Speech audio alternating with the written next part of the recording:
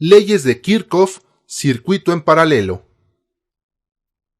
Considerando el ejemplo de las tres resistencias visto en la clase anterior, en un circuito en paralelo, la corriente se reparte y la tensión es la misma. La corriente que sale de la fuente por la fase llega al punto 1 y ahí se parte en dos. Sigue su camino hasta llegar al punto 2, en donde vuelve a partirse. Después, viene de regreso por el neutro, y cuando pasa nuevamente por el punto 2, se suma con el punto 1. Así, se cumple la primera ley. La corriente que sale de un punto es la misma que regresa. Entonces, el punto donde se divide es la fase y el regreso es el neutro. 127 volts más menos 10%, debido a que todas las cargas están conectadas en paralelo. Dando valores al circuito, supongamos una fuente de 100 volts y las tres resistencias en paralelo. Por concepto, la tensión en las tres resistencias es la misma, 100 volts.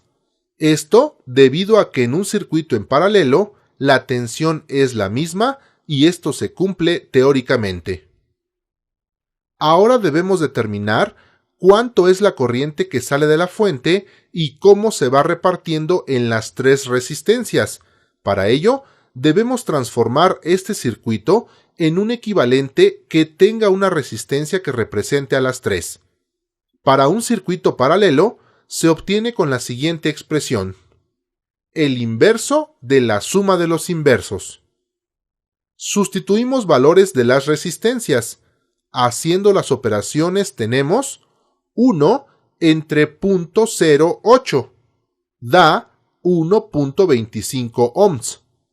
Una característica de la resistencia equivalente en un circuito paralelo es que ésta siempre es menor que la menor de las resistencias del circuito.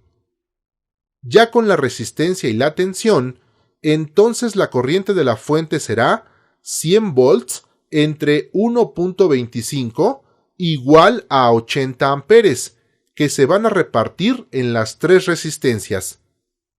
La corriente en la resistencia 1, aplicando la ley de Ohm, es tensión entre resistencia, 100 entre 10, esto da 10 amperes.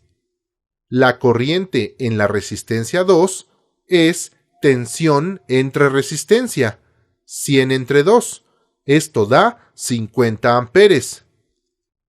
La corriente en la resistencia 3 es tensión entre resistencia, 100 entre 5, esto da 20 amperes.